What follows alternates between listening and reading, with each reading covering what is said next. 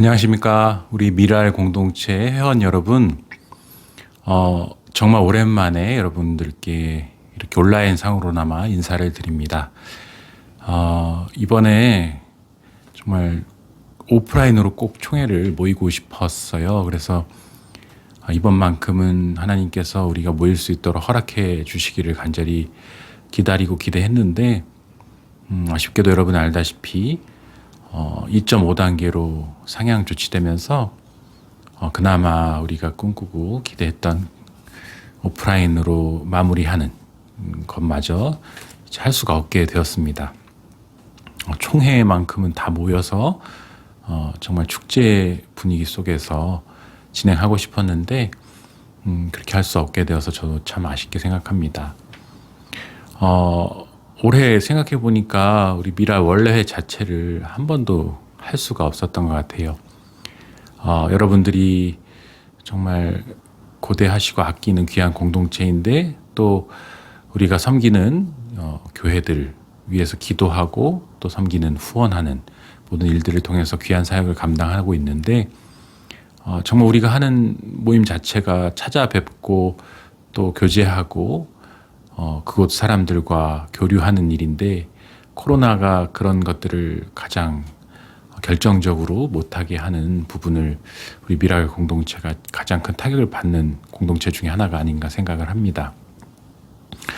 그래서 정말 내년에도 똑같이 이런 코로나의 상황이 지속될 것 같다라는 생각이 듭니다. 언제까지 우리가 모일 수 있을 때를 기대하고 기약 없는 연기를 계속하는 것보다는 내년부터는 어떻게든 온라인 상으로라도 우리의 모임을 지속할 수 있도록 그런 방법들을 모색해 봐야 되지 않을까라는 생각을 하게 됩니다. 저는 올해 1년 이제 미랄 담당을 했고, 내년까지 해서 이제 2년 임기로 미랄 공동체를 아마 맡아서 진행하게 될 것입니다. 내년의 상황도 기약할 수는 없지만, 그러나 어떤 식으로든 우리가 더 함께 할 수 있는 방법들을 찾아서 나누고 더 적극적으로 이 공동체의 어떤 방향성과 정체성들을 그렇게 확인해 갈 수 있는 그런 시간이 허락되어지면 좋겠습니다.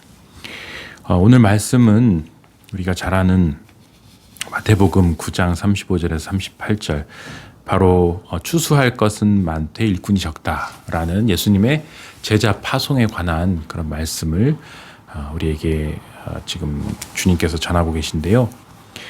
이 말씀을 통해서 제가 여러분께 전달하고 싶은 것은, 코로나로 인해서 많은 사람들이, 많은 교회들이 한계와 어려움을 겪고 있습니다.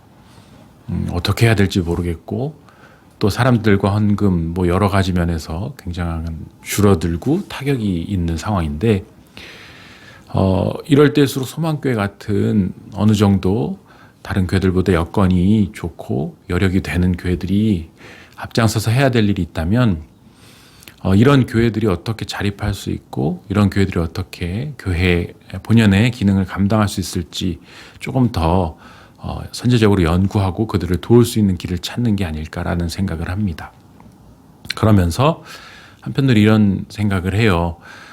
큰 위기고 큰 문제이지만, 한편으로 우리가 좀 더 기도하고 연구하고 함께 지혜를 모은다면 이 위기가 어떻게 보면은 새로운 교회의 방향성과 또 전도와 선교의 길을 새롭게 찾는 계기가 될 수도 있지 않을까라는 생각을 합니다.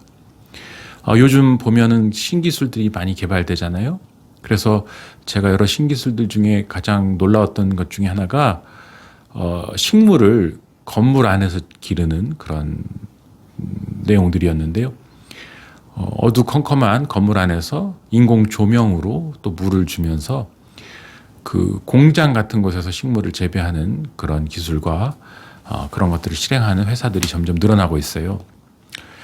그런 걸 보면서 참 사람이란 대단하구나. 별의별 방법을 통해서 도시에서도 이제 채소를 기르는 일들을 하고, 여러 가지 기술들 통해서 이전에 상상도 못했던 새로운 방법으로 사업을 하고 또 인간이 필요한 것들을 공급하는 것들을 보면서 참 대단하다는 생각을 하게 됐어요. 그런데 교회도 이제는 언제까지나 여기 내가 있으니까 와라, 찾아와라 라는 방식으로 선교하고 전도하는 것이 아니라, 혹은 그 타지에 가서 전통적인 방식으로 접촉하고 뭐 교회를 세우고 이런 방식으로 선교하는 것이 아니라 우리에게 주어진 여건 불리한 환경들을 적극적으로 돌파하고 타개하면서 새로운 방법론을 찾아서 그렇게 다가갈 때가 되지 않았나, 새로운 개척의 시대가 되지 않았나라는 생각을 하게 됩니다. 메이플라워를 타고 신대륙에 도착해서 그 미국을 일구었던 청교도인들이 주축이 된 고 이주민들이 새로운 프론티어에서 새로운 대륙과 나라를 건설했던 것처럼 지금 우리에게는 어떻게 보면은 코로나로 인해서 오프라인이 상실되고 온라인이라는 새로운 영역이 열리는 계기가 마련된 건 아닌가라는 생각을 하게 돼요. 그래서 콜럼버스가 배를 타고 한참을 헤매서 죽을 고비를 넘기고 하면서 신대륙을 개척했을 때 그것이 엄청난 계기와 기회가 되었던 것처럼 우리도 우리 앞에 놓여 있는 이런 열악한 환경을 그저 우리의 앞을 가로막는 큰 바다나 폭풍이나 어떤 나쁜 안 좋은 환경만으로 치부할 것이 아니라 이것을 뚫고 넘어가서 새롭게 우리가 정말 도전하고 열어갈 수 있는 기회다, 기회의 장이다라고 생각할 필요가 있지 않을까라는 생각을 하게 됩니다. 그런 의미에서 이 본문을 다시 본다면 예수님이 모든 도시와 마을에 두루 다니시면서 그들의 회당에서 가르치셨다. 자, 지금 이게 안 되잖아요. 돌아다니면서 회당에 가서 가르칠 수가 없는 상황. 그러나 지금은 다른 방식으로 돌아다닐 수 있고 두루 다닐 수 있고 다른 방식으로 가르칠 수 있고 다른 방식으로 복음을 전파하고 다른 방식으로 병을 고치는 일을 할 수 있어요. 우리는 얼마든지 마음을 먹으면 예수님이 하신 이 본질적인 사역을 할 수 있습니다. 오프라인이 아니더라도 온라인상으로라도 혹은 다른 어떤 방식으로라도 이 일을 감당할 수 있어요. 가장 중요한 것은 환경이 아니라 그것을 감당하고자 하는 사람이고 그 사람이 갖고 있는 어떤 외적인 조건이 아니라 그 사람이 갖고 있는 가장 본질적인 영성 그리고 예수 그리스도의 제자됨을 따르려고 하는 그 신실한 열정 그리고 깊이 이것이 하나님이 우리에게 기대하시는 가장 중요한 본질이라고 생각을 합니다. 예수님이 마주하신 이 척박한 현실과 지금 우리가 마주한 온라인이라는 척박한 현실도 다르지 않다고 봅니다. 중요한 것은 그 현실을 어떤 관점으로 바라보느냐인데 예수님의 관점이 여기 나와 있죠. 지금 36절에 보면 무리를 보시고 불쌍히 여기시니 이것이 제가 볼 때 가장 중요한 관점입니다. 2000년 전이나 4000년 전이나 지금이나 앞으로 모든 인류에게 모든 교회 공동체에게 가장 필요한 관점은 바로 무리를 보시고 불쌍히 여기시는 이 예수님의 마음, 소위 말하는 긍휼, 자비의 마음, 이것이 가장 중요하다라고 생각합니다. 아무리 많은 인력과 자원과 또 자산을 갖고 있다 할지라도 그래서 수많은 사람들을 도울 수 있고 세울 수 있는 힘이 있다고 할지라도 이 긍휼의 마음이 없으면 그것은 울리는 꽹과리와 같은 헛된 것에 불과합니다. 우리 주님이 우리에게 요구하시는 가장 중요한 마음 바로 이 긍휼의 마음. 그들이 목자 없는 양과 같이 고생하며 기진하여서 어쩔 줄 몰라서 지쳐있는 그 사람들을 바라보면서 느끼는 긍휼의 마음. 저는 우리 미랄 공동체에게 하나님이 주신 마음이 바로 이것이 아닌가 생각합니다. 저 지방에 정말 열악한 환경 속에서 몇 분의 어르신들을 모셔놓고 혹은 정말 홀로 그 예배당을 지키면서 밤낮으로 부르짖어 기도하며 또 틈틈이 농촌의 일손에 가담해서 그들의 바쁜 손길을 도우면서 묵묵히 그 자리를 지키며 온갖 괄시와 천대와 멸시와 모욕을 받아가면서 그 그리스도의 교회 그 몸을 지키는 그 지방의 열악한 환경 속에 계신 여러 교회의 목사님과 또 사모님과 또 교우들을 우리가 생각하면서 그들을 우리의 동역자로 여기며 그들이 감당하는 수고에 깊이 감사하며 정말 우리 대신 우리가 해야 할 온 세상에 가서 복음을 전해야 할 그 일들을 그 자리에서 묵묵히 감당하며 땀 흘려 주고 계신 그분들을 위해서 우리가 정말 따뜻한 사랑의 마음으로 도울 수 있고 기도해 줄 수 있고 그 필요에 공감해 줄 수 있다면 이것보다 더 귀한 주님의 사랑을 실천하는 방법은 잘 없다고 생각합니다. 우리 주님이 우리에게 말씀하시죠. 제자들에게 이르시되 추수할 것은 많은데 일꾼이 적다. 이것은 2000년 전이나 지금이나 똑같아요. 예수님이 계시던 그때에도 일꾼이 적었어요. 예수님이 직접 오셨는데도 사람들이 일할 사람이 적었어요. 고작 12 제자들도 겨우겨우 훈련시켜놨더니 예수님의 뜻을 잘 이해하지 못하고 헤매다가 예수님 십자가에 달리셨을 땐 다 도망가 버렸죠. 일꾼 하나 세우는 게 그렇게 어렵습니다.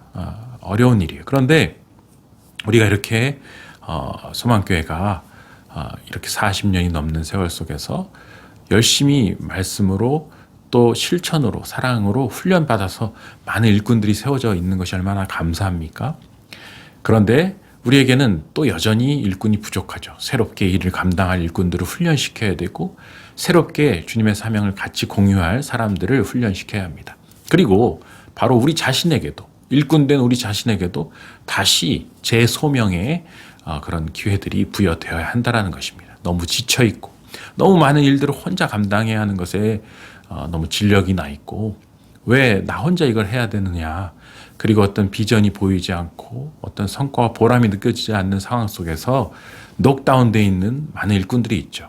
그들에게 다시 한번 그 소명을 새롭게 정립하고 그 마음의 열정을 뜨겁게 하며 다시 그리스도의 뒤를 따라서 그 일을 감당할 일꾼의 부르심을 우리가 다시 일으켜야 한다는 것입니다. 사랑하는 미랄의 모든 회원 여러분, 정말 여러분의 수고와 헌신과 기도와 또 나눔들, 섬김들에 깊은 감사와 경의를 표합니다. 그리고 올 한 해 많이 힘들었지만 이제 새롭게 다가올 새해에 여러 여건들이 여전히 어렵겠지만 이제는 좀 더 적극적이고 창의적인 방식으로 또 성도의 교제와 공동체적인 섬김을 통해서 우리에게 부여된 주어진 귀한 주님의 교회들을 함께 더 따뜻하게 섬기는 일에 귀하게 헌신하실 수 있는 우리 모두가 되실 수 있기를 바랍니다. 그리고 한 해 동안 수고하신 모든 임원단 그리고 모든 부장, 차장 그리고 회원 여러분들 너무 감사드리고 그 수고를 주님께서 기억하시고 축복하시며 또 하나님께서 갚아주시기를 소망합니다. 또한 새롭게 내년에 맡아서 귀한 사명을 감당하실 모든 분들께도 주님의 위로와 평강과 또 격려를 전합니다. 다시 속히 만나서 함께 우리가 얼굴을 보며 손을 맞잡으며 교제할 날을 기대하고 고대하면서 이만 말씀을 마치고자 합니다. 주님의 평화와 또 주님의 사랑과 주님의 은총이 비록 온라인으로 우리가 성탄 예배도 하지 못하게 되었지만 온라인으로라도 여러분의 가정과 또 모든 일터와 우리의 보이지 않는 눈에 보이지 않는 이 공동체적 연대 속에 주님의 은총이 가득하기를 빛나기를 소망합니다. 함께 기도하겠습니다. 하나님 감사합니다. 우리를 미랄 공동체로 불러주시고 하나님의 사람으로서 하나님의 귀한 일꾼으로서 이 일을 감당할 수 있도록 허락하여 주시니 감사합니다. 여러 여건들이 어려웠지만 그러나 올 한 해 우리에게 주어진 귀한 사명들을 기쁨으로 묵묵히 감당한 모든 회원들을 주님께서 축복하여 주시고 하나님 우리의 작은 섬김을 통해 우리가 섬기는 교회와 교우들이 큰 위로와 평강을 얻고 또 소망을 가지고 그 일을 감당하는 귀한 역사가 계속 일어날 수 있도록 도와주시옵소서. 온 누리에 평화를 주러 오신 예수님 탄생을 이제 몇 주 앞두고 있지만 온 세상은 연결이 해제되고 또 격리가 심해지면서 암흑 가운데 있습니다. 주님이 어두운 세상 가운데 빛이 되어주시고 이 어두운 세상 속에서 오직 주님만이 참된 소망의 빛이심을 모두가 깨닫고 더 주님께로 그 가난한 마음을 가지고 더 가까이 나아가는 귀한 역사가 일어날 수 있도록 도와주옵소서. 우리 미랄의 모든 회원들 그 가정과 일터와 하는 모든 일들 가운데 함께 해주시고 주님의 평강과 형통함의 은총으로 채워주셔서 온전히 주님께 영광 돌려드리는 복된 우리 모두가 될 수 있도록 은혜의 은혜를 더하여 주시옵소서. 모든 것 감사드리며 예수님의 이름으로 기도합니다. 아멘. 이제는 우리 구주 예수 그리스도의 은혜와 하나님 아버지의 무한하신 사랑과 성령님의 감화 감동 역사하심이 추수할 것은 많되 일꾼이 적다 탄식하시는 주님의 음성에 반응하여 주님, 내가 일꾼이 되겠습니다. 저를 사용하여 주옵소서. 주님의 일에 기쁨으로 동참하겠습니다. 라고 고백하며 나아가겠다 결단한 사랑하는 모든 미랄 회원들 한 분 한 분의 머리 위에와 그들의 가정과 일터와 또 자녀들 위에 이제로부터 영원까지 함께 하시기를 간절히 축원하옵나이다. 아멘.